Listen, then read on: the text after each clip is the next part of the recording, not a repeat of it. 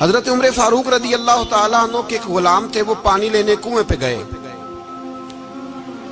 ادھر سے انصار میں سے، چونکہ حضرت عمر کے غلام مہاجر تھے، انصار میں سے ایک شخص پانی لینے پہلے سے آیا ہوا تھا، پانی بھرنے میں کوئی اختلاف ہو گیا، جھگڑا ہو گیا، مار کٹائی تک نوبت آ گئی۔ حضرت عمر کے غلام نے کچھ چیز مار دی، اس شخص کو زخمی ہو گیا، اس نے پکارا، عبداللہ بن ابی سلول نے سمجھا کہ موقع اچھا ہے، دوڑا ہوا آیا اور آ کر اس نے کہا، انصار مدینہ بھاگ کے آؤ، جلدی آؤ، اور بڑے غلط جملے استعمال کیے، کہنے لگا اگر ان لوگوں کو تم اپنا بچا کچا کھانے کو نہ دیتے مہاجروں کو تو آج یہ تمہارے سر پہ نہ بیٹھتے۔ معاذ اللہ، ایسی باتوں پہ کہا کریں، بولے یہ روزمرہ کی گفتگو میں عادت بنائیں، کوئی ایسی بات کرنی ہو تو معاذ اللہ استغفر اللہ کہہ کے کرنی چاہیے۔ اس نے کہا کہ معاذ اللہ اب ان کو بچا کچا نہ دیں تو یہ ہمارے سر پہ نہ بیٹھتے۔ شور کیا اس نے۔ ہمارے ہاں بھی سیانے بندے پنچایت کے لوگ وہ کہتے ہیں تو اس برادری کے بچے سے ہی مار کھا ہے، پتہ ہی نہیں چلا، جا اسے مار کے آ، سر پھاڑا، یہ کار پھوڑ دے اس کا سر، اور دیکھ میں دیکھ لوں گا بعد میں جو ہوگا۔ یہ عقل مند لوگوں کے مشورے نہیں، یہ جاہل لوگوں کے مشورے۔ ناراض نہ ہونا، پر یہ نبی پاک صلی اللہ علیہ وسلم نے فرمایا ہے، حضور کا فرمان ہے۔ یہ کن لوگوں کا کام ہے؟ بول کے بتائیں، بول کے۔ پڑھے لکھے سیانے بندے اس طرح کے مشورے یہ بالکل نہیں دیتے، جاہلوں کا کام۔ پکارا، مہاجر سارے اکٹھے ہو گئے، انصار سارے آ گئے، اور جب انصار آئے تو مہاجرین کو بھی پکارا، مہاجر بھی آ گئے۔ اب وہ گتھم گتھا ہونے لگے تو کسی نے جا کے محبوب پاک کے کان میں کہا، یا رسول اللہ وہاں تو مہاجر انصار لڑنے لگے، وہ پرانی لڑائیاں پھر سے جاگ گئی ہیں۔ نبی پاک تشریف لائے، حضور نے وہاں لفظ بیان کیے، فرمایا یہ تم نے کیا جاہلوں جیسا کام شروع کیا ہوا ہے؟ یہ کون سا کام ہے؟ اللہ کرے ہم سب اس کام سے باز آ جائے، آمین تو کہنا۔ اس برادری دے منڈے کوئی مار کھائے، برادری کیا ہوتی ہے؟ برادری تو تعارف کے لیے، اونچ نیچ کہاں سے آ گئی؟ کہا میرے رسول پاک علیہ الصلوۃ والسلام نے، فرمایا تم جاہلوں جیسے کام کر رہے ہو۔ صلح کرائی، بات رفع دفع کرائی، لوگ چلے گئے، معاملہ ٹھنڈا ہو گیا۔ لیکن عبداللہ بن سلول نے کہا کہ میں یہ موقع خالی نہیں جانے دوں گا، پھر گیا وہ، اور جا کے انصار مدینہ سے کہنے لگا ایک دفعہ جا لینے دو مدینے، تم نے میری بات نہیں نہ سنی، جو وہاں بڑے سردار بیٹھے ہیں ان سے بات کروں گا، اور معاذ اللہ ثم معاذ اللہ ہم ان بے عزت لوگوں کو مدینے سے نکال دیں گے، وہاں صرف عزت والے رہیں گے۔ یہ غلط جملے اس نے ادا کیے جس کو قرآن پاک نے سورہ منافقون میں بیان فرمایا ہے۔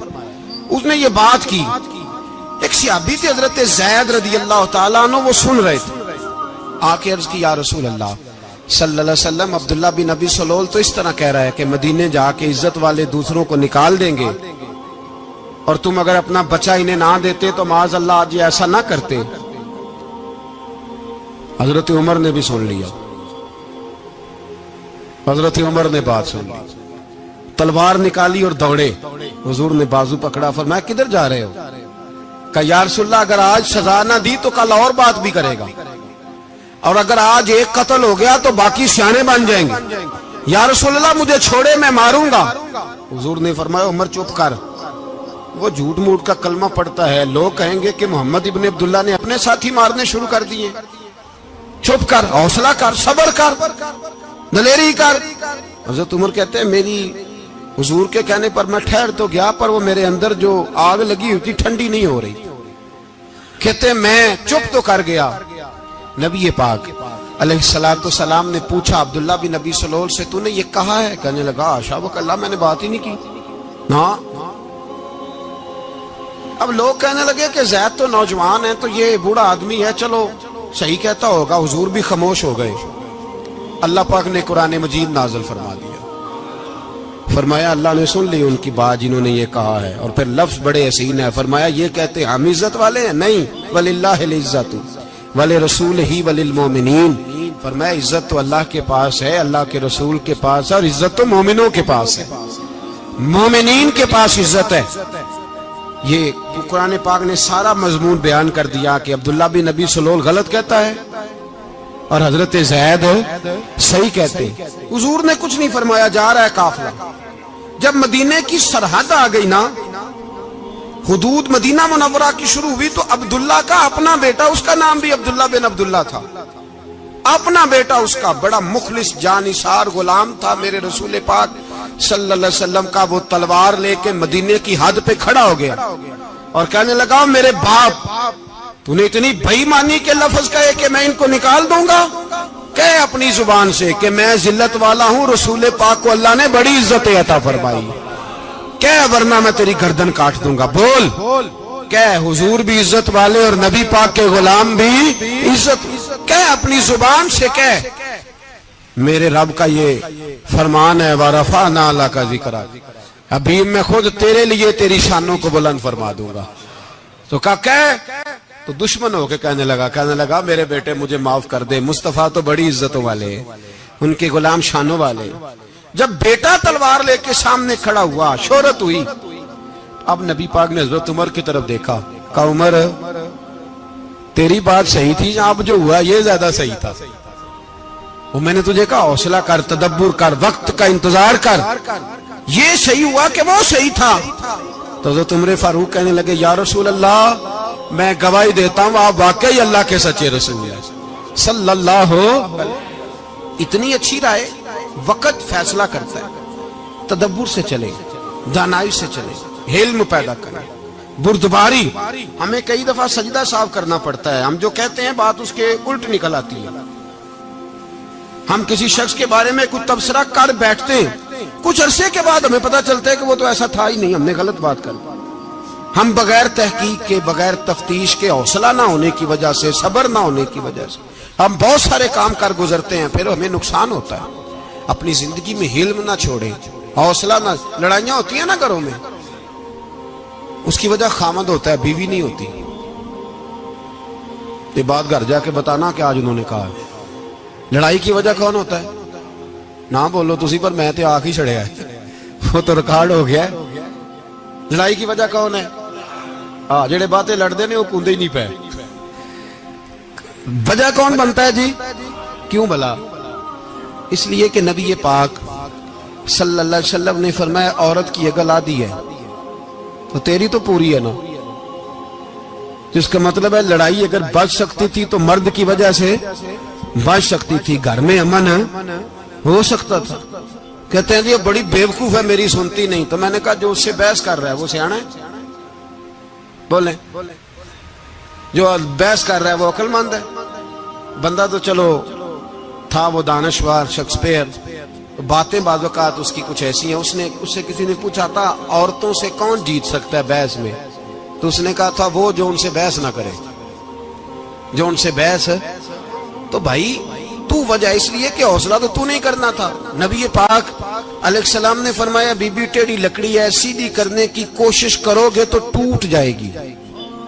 سیدھی تو پھر کتنا بیوقوف ہے جو پتھر سے سر رگڑ رہا ہے، کتنا نادان ہے جو یہ حرکت کر رہا ہے، دریا میں چھلانگ لگا کے کہتا ہے ڈوبوں گا نہیں. تو بھائی حوصلہ پیدا کرے، علم پیدا کرے. بہت ساری ایسی باتیں کرے کہ جس میں اشتعال آئے گا. فٹافٹ 3 لفظ طلاق کے دے دیے، اب بھاگا گیا مفتی صاحب کے پاس، اوہو 4 بچوں کا کیا بنے گا. اور یہ بات پکی ہے کہ بچوں کو صرف ان کی ماں ہی پال سکتی ہے، ان کی ماں. اور بات مجھے نہیں بھولتی، ایک شخص نے بیوی کو طلاق دے کے دوسری شادی کی. اس کا بیٹا تھا 10 سال کا. تو اس نے اپنے بیٹے سے کہا کہ بیٹے بتا پرانی اماں صحیح تھی یا یہ صحیح ہے؟ اس نے کہا نہیں ابا وہ تو جھوٹ بڑے بولتی تھی، یہ صحیح ہے. وہ جھوٹی تھی، وہ جھوٹ بڑے بولتی تھی میری سگی اماں، یہ سچ بولتی ہے. اس نے کہا وہ کیسے؟ کہنے لگا اس لیے کہ میں کوئی شرارت کرتا تھا تو میری سگی اماں مجھے تھپڑ مارتی تھی اور کہتی تھی تجھے روٹی نہیں دینی، جا دوڑ جا گھر سے. تو میں دوڑ جاتا تھا تو جھوٹ بولتی تھی نہیں دینی، پھر آدھے گھنٹے کے بعد مجھے ڈھونڈنے لگ جاتی تھی، ڈھونڈ کے لاتی تھی، پھر میری منت کرتی تھی، پھر مجھے کہتی تھی نہ مجھے ستایا کر. پھر میرا ماتھا چومتی تھی، پھر میری مرضی کا کھانا بنا کے دیتی تھی، پھر میرے منہ میں لقمے ڈالتی تھی۔ جھوٹی تھی، پہلے کہتی ہے نہیں دینی، پھر پیچھے بھاگتی ہے۔ یہ سچی ہے، میں شرارت کرتا ہوں تو تھپڑ مار کے نکالتی ہے، پھر میں منتیں کرتا ہوں پر روٹی نہیں دیتی، پیر پکڑتا ہوں نہیں دیتی، سچ بولتی ہے، اپنی بات پہ ڈٹ جاتی ہے۔ او بھائی، بچے اس کی ماں ہی پال سکتی ہے، تو نے 3 جملے کہتے سوچا ہی نہیں، تیرا کا گیا تو یہ تو نئی بیوی ملے گی، اور اس کا بھی کیا گیا، اس کو بھی شاید شوہر مل جائے۔ ان پھولوں کی پرورش صرف ان کا مالی کر سکتا ہے، دوسرا کر سکتا تو نے حوصلہ ہی نہیں کیا۔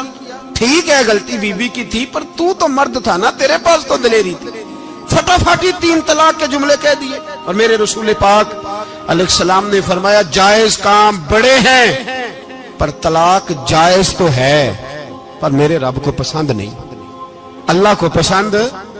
تو نے مالی بگا دیا جس نے تیرے گھر کا باغ سینچنا تھا۔ تو بھائی یہ حوصلہ نہیں، درجنوں طلاقیں، 20 کیس، اور ابھی وہ شادی کے پورے کپڑے نہیں پہنے تو طلاق پہلے، اس کی وجہ یہ کہ حوصلہ نہیں، صبر نہیں، رضا نہیں، ہم احساس نہیں کرتے۔ اگر تو یہ سمجھ جائے کہ بس اللہ نے جو میرے لیے بہتر سمجھا مجھے دے دیا، صحیح ہے، میری آزمائش ہے، کیا ہے، کچھ ہے، جو اس نے بہتر سمجھا مجھے اس نے، پھر تو سکھی ہو جائے، تیرے لیے جینا آسان ہو جائے، پھر تو بہت ساری پریشانیوں سے، آزمائشوں سے دور ہو جائے۔ میرے نبی پاک علیہ السلام نے ہمیں حوصلہ کرنے کا حکم دیا، دلیری۔ 2-3 سال شاید پچھلے سال یا اس سے پچھلے سال حج کے موقع پہ نا، ہمارے پاکستان میں تو بڑے بڑے انوکھے واقعات ہوتے ہیں، سننے سے کیا، میں کہتا ہوں وہ عبرت کے لیے ہوتے ہیں۔ جعلی ویزے لگوا دیے حج کے کسی ایجنٹ نے، اللہ کے مہمانوں کو بھی لوگ لوٹ لیتے ہیں، معاذ، جعلی ویزے لگوا دیے۔ اور مزے کی بات یہ ہے کہ پاکستانی ایئرپورٹ سے گزر بھی گئے وہ ویزے والے، اور احرام باندھے لوگ جدے پہنچ گئے۔ 4 آدمی تھے، انہوں نے ویزا دیکھا تو کہا نقلی، آپ کو واپس جانا پڑے گا۔ اگلی فلائٹ سے وہ لوگ واپس آئے۔ آپ مجھے بتائیے، ان کی جب وہ چھوٹے چھوٹے کلپ آئے، میڈیا نے ان کی باتیں سنی تو ان کے آنسو نہیں تھمتے تھے۔ ایک آدمی احرام باندھ کے گیا ہے، معمولی سمجھتے ہیں آپ؟ میرے جیسا غریب آدمی کبھی اس نے ارادہ کیا اور مدینے جانے کا لیٹ ہو جائے تو کلیجہ پھٹنے کو آتا ہے، کچھ مجبوریاں پیروں میں آ جائے، نہ جا سکے تو پتہ نہیں کتنی توبہ کرنے کو دل کرتا ہے کہ کہیں غلطی تو نہیں ہو گئی، کوئی ایسی بات تو نہیں نکل گئی۔ یقین کریں طبیعت پریشان ہو جاتی، یار کوئی ایسا کام تو نہیں ہو گیا جس کی وجہ سے یہ بات ہوئی۔ 4 آدمی لوٹ آئے، حالات خراب ہو گئے، لوگ رو رو کے قصے سناتے تھے، لیکن میرے رسول پاک علیہ السلام کا حوصلہ دیکھو۔ حضور کعبے کا بھی کعبہ، حضور مالک، حرم کے مالک مطلق، جن کے صدقے اللہ نے کعبہ کو بیت اللہ بنایا۔ حاجیو آؤ شہنشاہ کا روضہ دیکھو، کعبہ تو دیکھ چکے، اب کعبے کا بھی کعبہ دیکھو۔ حضور 1400 صحابہ کو لے کے گئے عمرہ کرنے، مقام حدیبیہ پر پہنچے تو کافروں نے روک لیا، ہم عمرہ نہیں کرتے، تو اور میں خادم اور جو وارث و مالک ہیں 1400 صحابہ، ہم نہیں عمرہ کرنے دیتے، واپس جائیے۔ صلح لکھی جا رہی ہے، صلح کی شرطیں کیا ہیں؟ مکے سے کوئی آدمی غلطی سے بھی مدینے چلا گیا، مکے کا آدمی، تو مسلمان اگر ان کے ظلم سے تنگ آ کے، مکی مسلمان کافروں کے ظلم سے تنگ آ کے مدینے چلا گیا تو مدینے والے واپس کریں گے، اور اگر مدینے سے کوئی شخص غلطی سے بھی مکے چلا گیا تو مکے والے واپس نہیں کریں گے۔ اتنی سخت شرائط، حضرت عمر غصے سے کانپنے لگے، صحابہ پریشان ہیں، پر میرے رسول پاک نے صبر دکھایا، حوصلہ، تدبر، یہ تدبیر ہے، صبر ایک بہترین تدبیر ہے، اگر کوئی اپنائے تو بہترین طریقہ ہے۔ حضور نے فرمایا ہمیں منظور ہے، صلح کرو، اور اتنا سخت حکم ہے، کہنے لگے 1400 احرام والے واپس جائیں، بعد میں آنا، اس وقت نہیں عمرہ کرنے دیں گے۔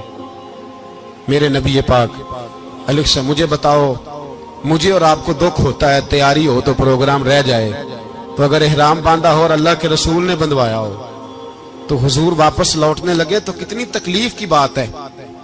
حضور نے فرمایا چلو آئندہ آئیں گے، معاہدہ لکھا جا رہا ہے، حضرت علی معاہدہ لکھ رہے ہیں، لکھو محمد الرسول اللہ صلی اللہ علیہ محمد الرسول اللہ صلی اللہ علیہ وسلم اور قریش مکہ کے بیچ معاہدہ. یہ تحریر لکھی جا رہی تھی تو ابو سفیان بول پڑا، کہنے لگا جی ہم محمد الرسول اللہ نہیں لکھنے دیں گے معاذ اللہ، یہی تو ہمارا جھگڑا ہے. اگر آپ کو رسول اللہ مان لیا تو پیچھے رہ کیا گیا، محمد ابن عبداللہ لکھیں. حضور نے حضرت علی سے فرمایا رسول اللہ کاٹ کے محمد ابن عبداللہ لکھو. حضرت علی لکھ رہے تھے، محمد رسول اللہ لکھا تھا، فرمایا رسول اللہ کاٹ کے محمد ابن عبداللہ لکھو. تو حضرت علی کہنے لگے حضور مجھے یہ لفظ کاٹنا نہیں آتا، حضور مجھے یہ لفظ کاٹنا. کسی صحابی نے اعتراض نہیں کیا کہ لکھنا آتا تھا، کہا مجھے کاٹنا. حضور نے دوبارہ کہا علی کاٹ دو. کہا یا رسول اللہ مجھے یہ لفظ کاٹنا نہیں آتا. میرے حبیب نے تیسری دفعہ کہا علی کاٹو. تو شیر خدا نے قلم چھوڑا، ہاتھ باندھے اور کھڑے ہو کہنے لگے محبوبہ مجھے تیرے قصیدے لکھنے آتے ہیں، کاٹنے کوئی نہیں آتے. میں مجبور ہوں، مجھ سے نہیں ہوتا. کوشش کرتا ہوں، نہ قلم اٹھتا ہے نہ ہاتھ چلتا ہے. میرے حبیب پاک نے قلم پکڑا اور لفظ رسول اللہ خود کاٹ کے محمد ابن عبداللہ کرایا. بھائی وقت گزر گیا، صلح ہو گئی. یہ تدبر، یہ حوصلہ، یہ تدبیر میرے نبی نے فرمائی. اب تو 1400 کو مکے نے نہ داخل ہونے دیا، لیکن 1 سال ہی گزرا، تھوڑا ہی وقت گزرا، میرے رسول پاک 10,000 کو لے کے مکے میں داخل ہو گئے. 10,000 اس نے فائدہ دیا. حکمت کیا تھی، تدبر کیا تھا؟ قریش روز لڑائی کرنے آ جاتے تھے، تبلیغ ہی نہیں کرنے دیتے تھے. ان سے صلح ہو گئی تو نبی پاک نے کیسر کو خط لکھا، کیسر روم کو، ہرکل کو. دور دراز تبلیغ پھیل گئی، مسلمان 100,000 سے زیادہ ہو گئے. ان کی طرف سے اب وہ لڑائی بند ہو گئی. میرے حبیب پاک علیہ السلام کے حوصلے نے کمال دکھایا، اس تدبیر نے فائدہ دیا امت مسلمہ کو. 10,000 کا لشکر لے کے حضور کعبے میں داخل ہوئے. کل جو ابو سفیان کہتے تھے نا محمد رسول اللہ لکھنے نہیں دوں گا، آج وہ خود کہہ رہے تھے اشہد ان لا الہ الا اللہ واشہد ان محمد رسول اللہ صلی اللہ علیہ. کل جو کہہ رہے تھے کہ میں یہ لفظ نہیں لکھنے دوں گا، آج ابو سفیان کی حویلی میں لاکھوں لوگ، ہزاروں لوگ بیٹھے تھے اور سارے کہہ رہے تھے محمد الرسول اللہ محمد الرسول اللہ محمد الرسول اللہ صلی اللہ علیہ وسلم. میرے محبوب کی تدبر نے، فقاہت نے، اور پھر کمال ہوا. 1400 کہاں اور 1,44,000 کہاں، 1400 کہاں اور 1,44,000. 1400 کو نہیں جانے دیا عمرہ کرنے. میرے رسول پاک 1,44,000 کو لے کے حج کرنے چلے گئے. حضور نے حج کیا، ہر طرف لبیک لبیک کی صدائیں بلند ہوئی. یہ میرے نبی پاک کا تدبر ہے، حوصلہ ہے. اگر وقتی طور پہ حوصلہ کر جاؤ گے، دلیری کر جاؤ گے، آنے والا وقت آسان ہو جائے. حوصلہ نہیں، صبر نہیں، سکون نہیں. 2-4 باتیں، یہاں تک کہ لوگ ابا جی کی بات برداشت نہیں کرتے، ایسے جملے کہہ دیتے ہیں جو دوبارہ پلٹ کے نہیں آتے. ماں کو لفظ نہیں بولتے، باپ کی روح تک چھلنی کر دیتے ہیں وہ جملے. لیکن لوگ اس وقت حوصلہ کرنے، اور ہم پنجابی لوگوں نے تو گنجائش ہی بڑی دے دی ہے. کہتے ہیں بچہ ہے جے ایک ہی ہے، ایک میں حوصلہ کرے کی ہے ماشاءاللہ. تو اگر جوان ہو گیا تو کہتے ہیں گرم خون ہے مکہ کب. اگر بوڑھا ہو گیا تو کہتے ہیں بوڑھوں میں حوصلہ نہیں ہوتا، نہ بچے میں نہ تو کس میں حوصلہ ہوگا؟ بولے کسی میں بھی نہیں. چھٹی سب کو فتویٰ مل گیا نا، یہ بچہ ہے جی، ابھی یہ تو بچہ ہے، آپ تو سیانے بیانے ہیں، یہ بچہ ہے. کمال ہو گئی ہے بھائی. کیا مطلب ہے بچہ ہے؟ بچے کو سارا پتہ ہے، ہر چیز اسے آتی ہے، حوصلہ کرنا ہی نہیں آتا. اور پھر کہہ دیا وہ تو گرم خون ہے. وہ کیا بات کرتے ہو، گرم خون؟ ابے کے گلے پڑ گیا گرم خون، اس کو کھڑا کرو نا ایس پی کے سامنے اور اس کو مار تھپڑ اس کے منہ پہ، تیرے گرم خون کا پتہ چلے. غریب کے یہ گلے پڑ گیا، اس کو کھڑا کرو ایس ایچ او کے سامنے، پھر پتہ چلے گا خون کتنا گرم ہے. وہاں بالکل چپ ہے، بالکل خاموش ہے. اور گرم خون اس کا صرف اماں کے لیے. جلال صرف رہ گیا اگر غریب گھر کی بیٹی بیاہ کے لایا تو صرف اس کے لیے. کوئی ایسی بات نہیں. ہم بڑے سیانے، ہمارا غصہ بڑا سمجھدار ہے، ہمارا وہ گرم خون بڑا سیانہ ہے.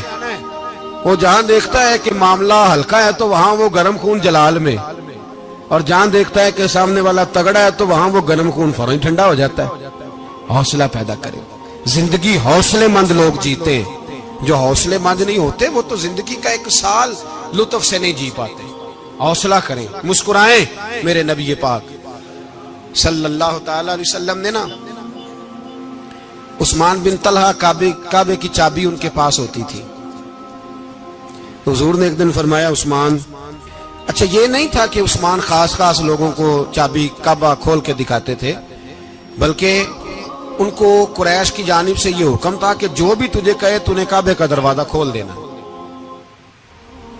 نبی پاک علیہ الصلوۃ والسلام نے نا ہجرت سے 2-4 دن پہلے کہا کہ عثمان ذرا چابی دو، میں نے کعبہ اندر سے دیکھنا ہے۔ بڑے ٹھنڈے دل سے ذرا سننا، ادھر دیکھو میری طرف، ادھر دیکھیے گا ذرا میرے بھائی۔ میں نے ایک بندے سے کہا یار پانی کی بوتل دینا دکاندار سے، ایک ہے اس نے کہہ دیا نہیں میرے پاس۔ اس بات کا کوئی غصہ بولیے، اور اگر وہ کہے سارے زمانے کو ملے گی آپ کو نہیں دینی،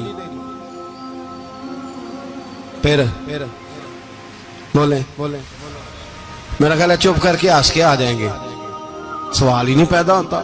ہم کہیں گے مجھے نہیں نہ دینی، تو نے تو دکان اٹھا یہاں سے، بند کاری سے، کیا مطلب ہے سب کو دینی ہے تجھے نہیں دینی، کیا معنی ہے اس کا؟ لے کے جاؤں گا، جھگڑا ہوگا، بحث کریں گے۔ عثمان بن طلحہ سے حضور نے فرمایا دروازہ کھولو، کعبہ دیکھنا ہے۔ عثمان کہنے لگا میں ساری دنیا کو دکھاؤں گا، آپ کو نہیں دکھاؤں گا۔ کتنی سخت بات ہے، پر قربان جائیں رسول اللہ کے حوصلے پہ صلی اللہ علیہ۔ عثمان کہتے ہیں میں نے یہ بات کی تو نبی پاک مسکرانے لگے، اور میں اچھا نہیں دینی، تو حضور نے نا مسکرا کے اور میری کمر پہ تھپکی دی، فرمایا اچھا یاد رکھنا یہ چابی میں تجھ سے لے لوں گا، اور جس کو میرا دل کرے گا میں اس کو دوں گا۔ عثمان کہتے ہیں روز رات کو نبی پاک کے یہ جملے میرے کانوں میں گونجتے تھے کہ حضور نے فرمایا۔ کہتے ہیں جس دن پتا چلا نا نبی پاک 10,000 کا لشکر لے کے آ رہے ہیں، تو ابو سفیان میٹنگیں کر رہے تھے، مکے کے سارے سردار تیاری کر رہے تھے، اور میرے کانوں میں ایک ہی لفظ تھا کہ حضور نے فرمایا میں چابی لے لوں گا، پھر جس کو میں چاہوں گا اسے دوں گا۔ عثمان کہتے ہیں حد ہو گئی، وقت گزر گیا، حضور آ گئے، طواف فرمایا، اور طواف کے بعد میرے نبی پاک علیہ السلام نے فرمایا بلاؤ نا ذرا عثمان کو۔ عثمان کہتے ہیں میں چابی لے کے آیا تو دوسرا جملہ کوئی نہیں۔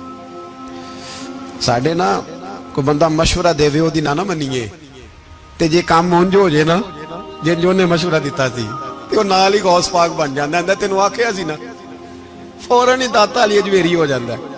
وہ کہندے تینوں پتہ نہیں میں کٹا ولی اللہ، تینوں میں آکھیا سی میں نہ کر، اور بندہ پریشان ہوتا ہے، کام الٹ ہو گیا، اور لاگوں آکھی جاندہ ہے ویکھو جی میں تے تانوں پہلوں ہی آکھیا سی جی۔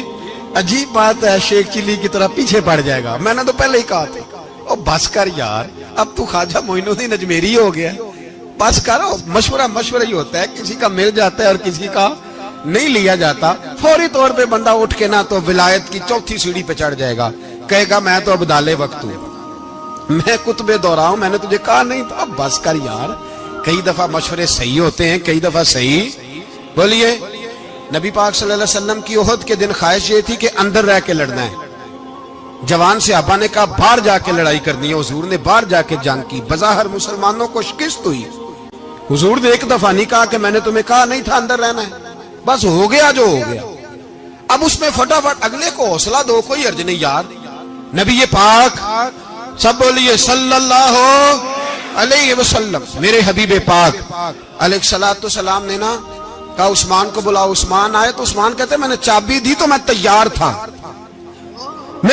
تھا کہ اب میری بات ہوگی اور رسوائی ہوگی، لیکن کہتے ہیں قربان جائیں مصطفیٰ نے تو یہ جملہ بھی نہیں کہا کہ میں نے تجھے کہا نہیں تھا، یہ بھی نہیں کہا۔ حضور نے چابی لی، کعبے کے بت صاف کیے، نماز پڑھی، واپس آئے، فرمایا عثمان میرا وعدہ تھا تیرے ساتھ کہ جس کو میں چاہوں گا چابی دوں گا، یہ لو چابی میں تجھے ہی دینا چاہتا ہوں، لے لو رکھ لو۔ عثمان کہتے ہیں وہ چابی نہیں میرے طرف آ رہی تھی، میری طرف ایمان آ رہا تھا، وہ چابی نہیں آ رہی، ایمان آ رہا تھا میری جانب۔ کہتے ہیں میرے ہاتھوں میں چابی آئی اور میری زبان پہ کلمہ توحید جاری ہو گیا۔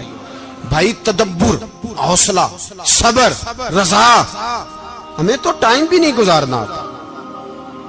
گھر کا ماحول، گھر کے اندر رہ کے لوگ دکھی ہیں، اس لیے کہ ہماری طبیعتوں میں حوصلہ نہیں، ایک منٹ کے لیے نہیں، ایک سیکنڈ کے لیے بھی ہم یہ برداشت نہیں کرتے کہ چلو تھوڑا انتظار کریں، وقت کو دیکھیں، موقع کو دیکھیں۔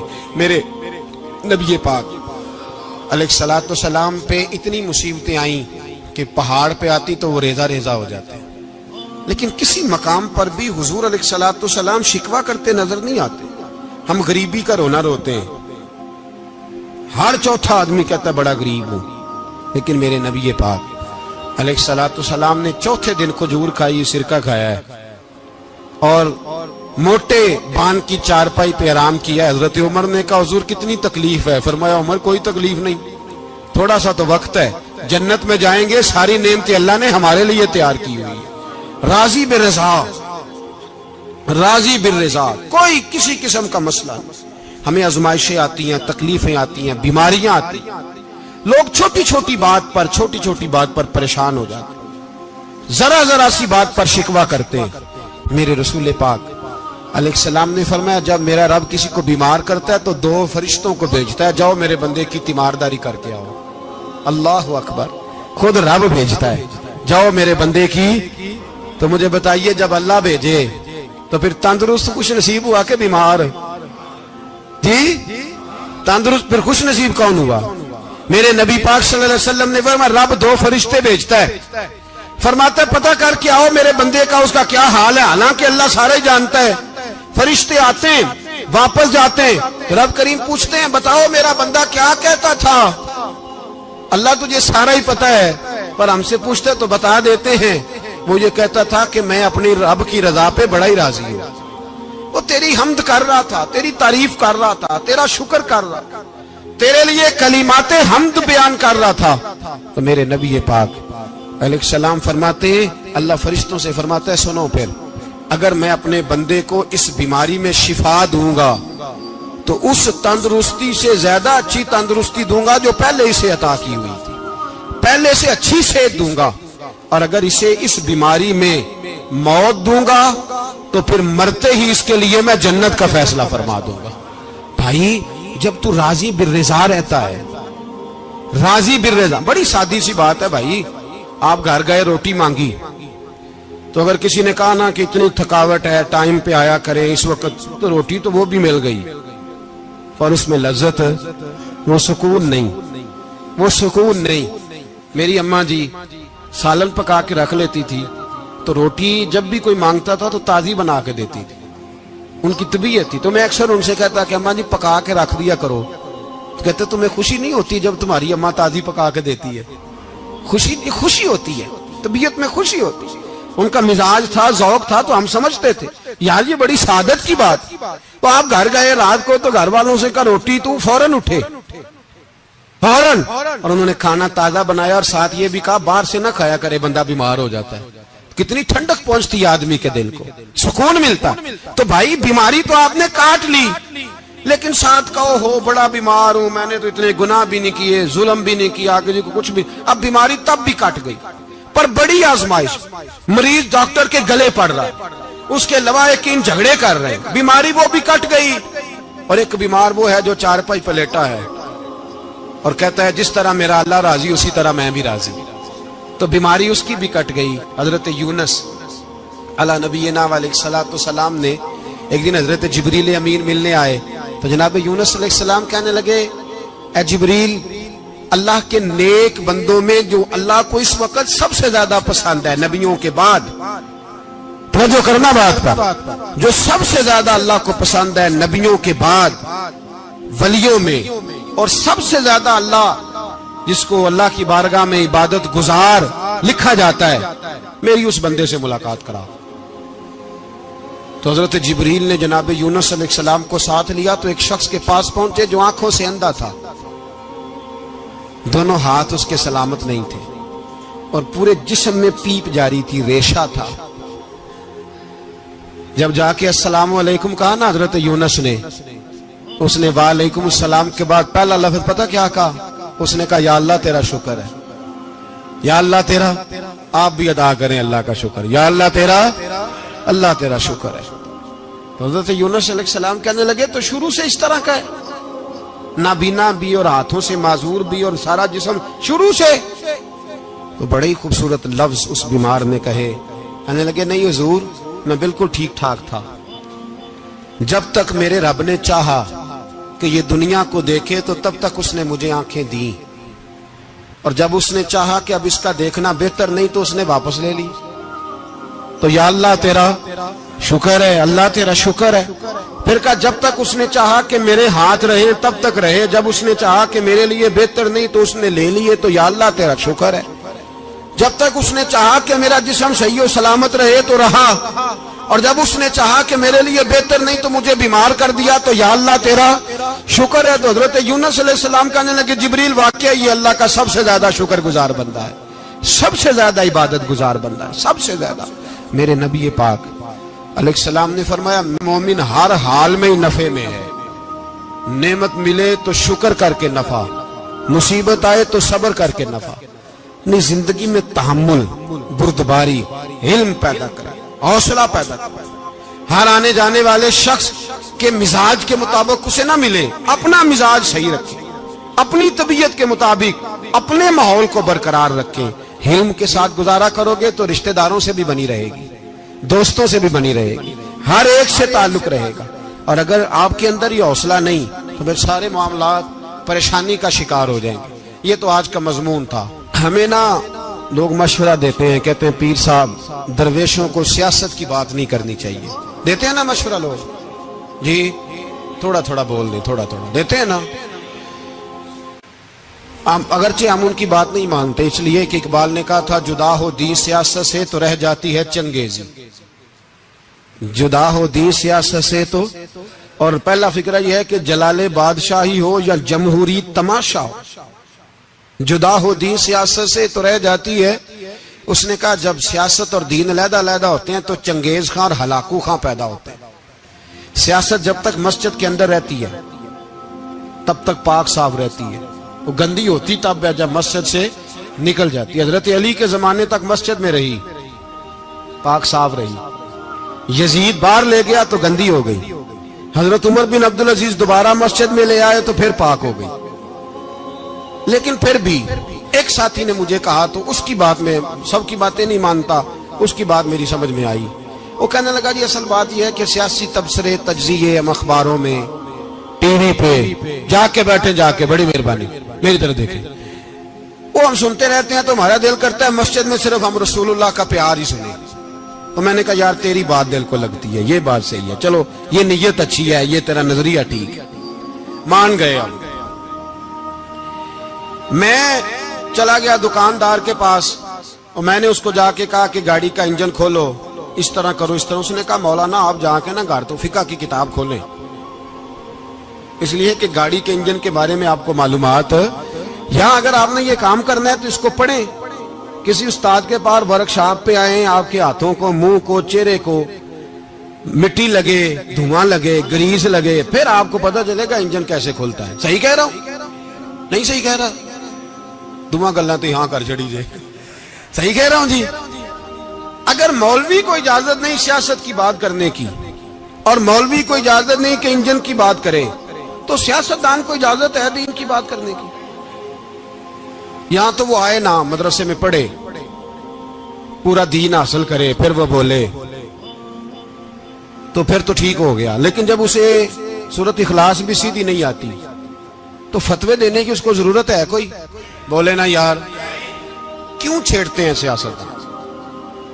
ہم نا پچھلے جمعے جلوس نکالنا چاہ رہے تھے ختم نبوت کی ترمیم کے حوالے سے، حکومت وقت نے کہا کہ ہم واپس لیتے ہیں، تو میرے بہت سارے دوستوں نے کہا جی نکالنا چاہیے، انہوں نے کیا کیوں؟ میں نے کہا یار لوگوں کو بھی پریشان نہیں کرنا چاہتے، ہماری اپنی سڑکیں ہیں، کسی کو بس ٹھیک ہے، انہوں نے واپس لے لی تو بات ختم ہو گئی، ہم مان گئے، تسلیم کر لیا۔ اتنا ہمارا مطالبہ ہے کہ اس آدمی کو ضرور سزا دو جس نے یہ ترمیم کی ہے، لیکن ہم نہیں کرتے، کوئی نہیں نکلے، نہیں نہ نکلے بولے تو وزیر قانون صاحب کو کیا مصیبت بنی ہوئی ہے نیا فتویٰ دینے کی؟ کہ ہے کوئی شوق انہیں دینا چاہیے فتویٰ؟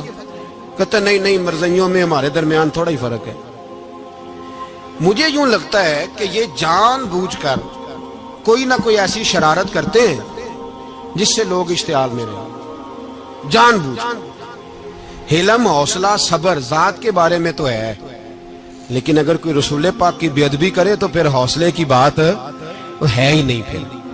پھر تو جہاد کی بات ہے. اور میں دیانتداری سے مسجد میں باوضو بیٹھ کر جمعے کے دن مشورہ دیتا ہوں حکومت کو اور وزیر قانون کو مشورہ دیتا ہوں کہ نہ فرعون کی حکومت ساری زندگی رہی، نہ نمرود رہا، نہ جاج بن یوسف رہا، نہ یزید رہا. اور یار درباری بن کے حکمرانوں کی چاپلوسی کرتے کرتے تم یہاں تک آ گئے ہو کہ اب نبی پاک کی عزت کو ہاتھ ڈالنا شروع کر دیا ہے. اور آپ یقین کریں سیاسی جماعتوں کا اتنا برا حال ہے کہ ان کے لیڈر کے بارے میں کوئی بات کرے تو پاگل ہو جاتے ہیں یہ احتجاج کر کر کے.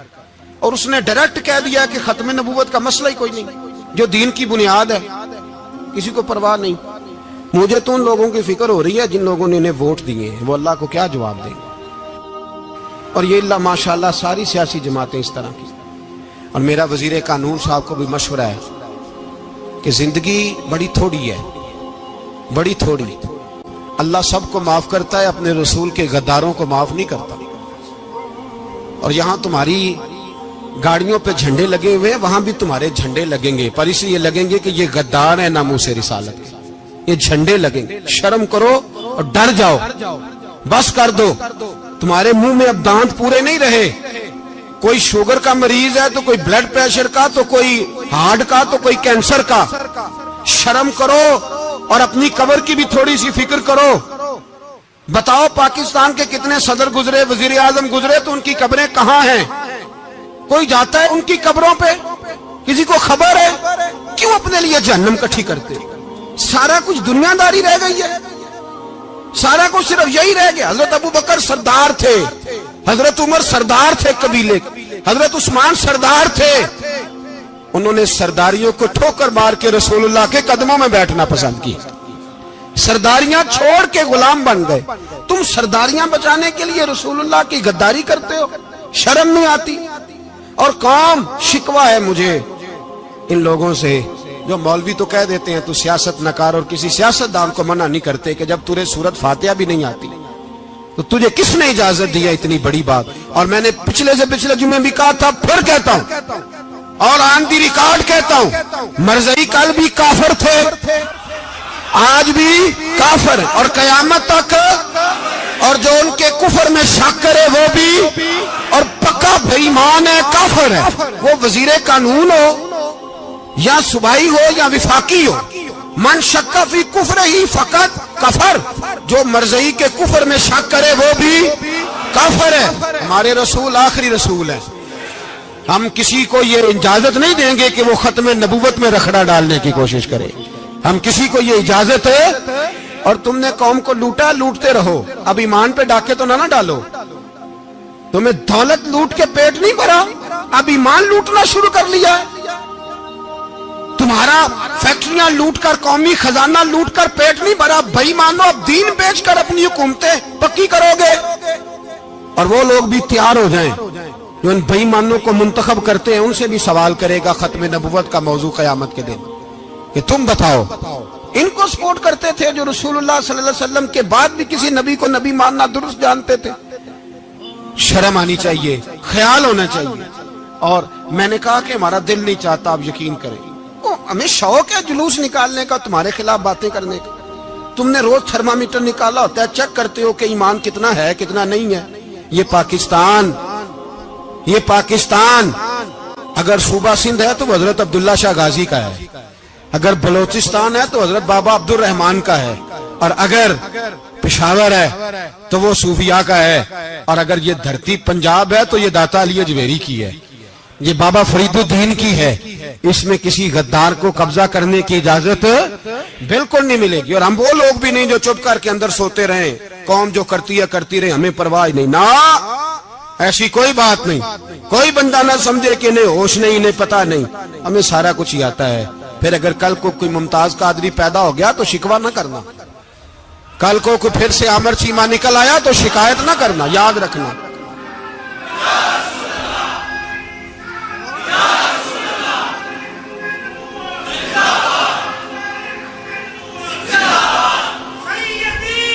تو میرے بھائی کھول کے بولے یا نبی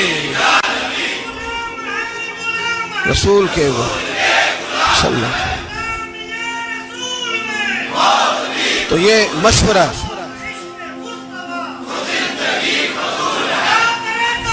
جزاک اللہ، تو یہ تمہیں مشورہ ہے۔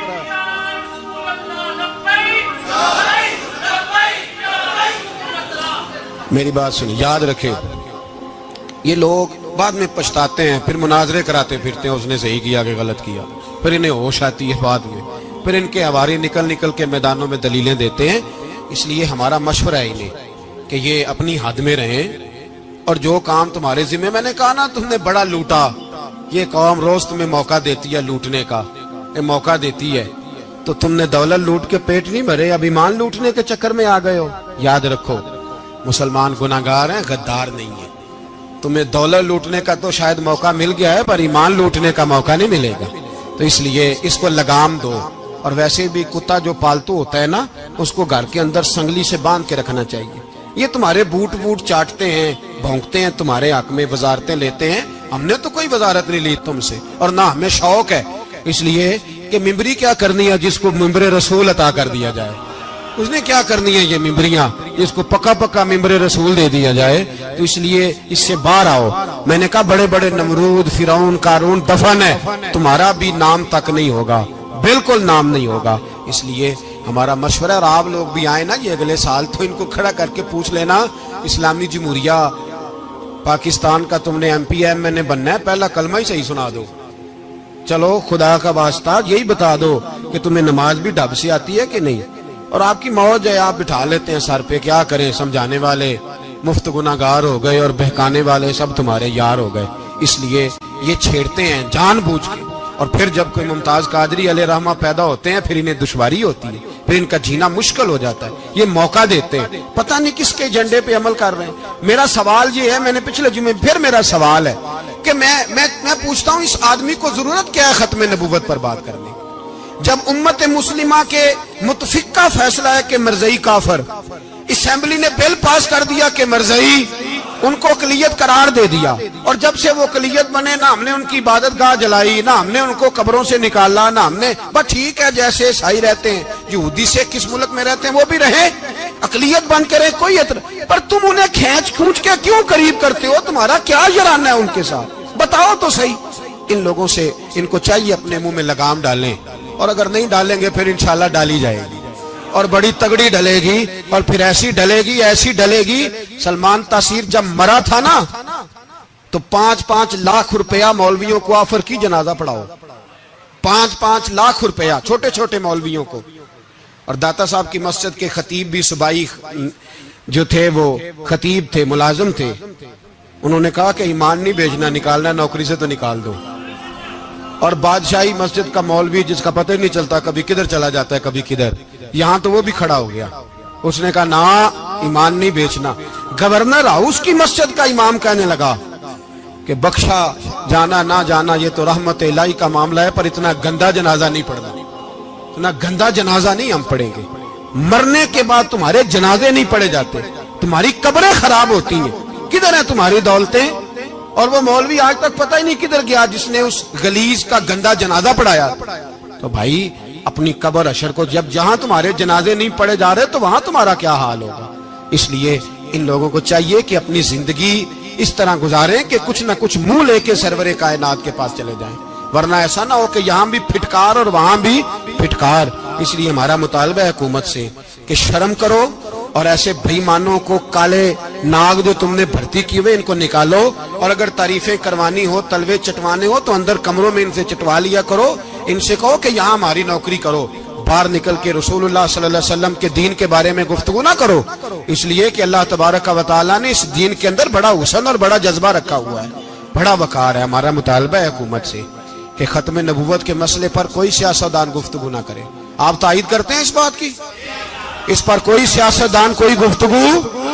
ہمارے پاس بڑے تماشے ہیں سیاست کرنے کو، باقی تماشوں پہ سیاست کرو. یہ رسول اللہ کی ناموس کا معاملہ ہے، یہ چھیڑنے کی تمہیں اجازت. مجھے سمجھ نہیں آتی یار، جب بات ختم ہو گئی، اسمبلی نے بل واپس لے لیا، تو صوبائی وزیر قانون کو آخر تکلیف کیا ہے؟ آپ کے پاس جواب ہے کوئی اس بات کا؟ بات ختم ہو گئی، ہم نے جلوس نہیں نکالنا، چھوڑ دیا، خاموش ہو گئے. علماء نے میٹنگیں بلائی تھی، کینسل کر دی، ٹھیک ہے جی بات. اب دوبارہ سے کیوں چھیڑتے ہو؟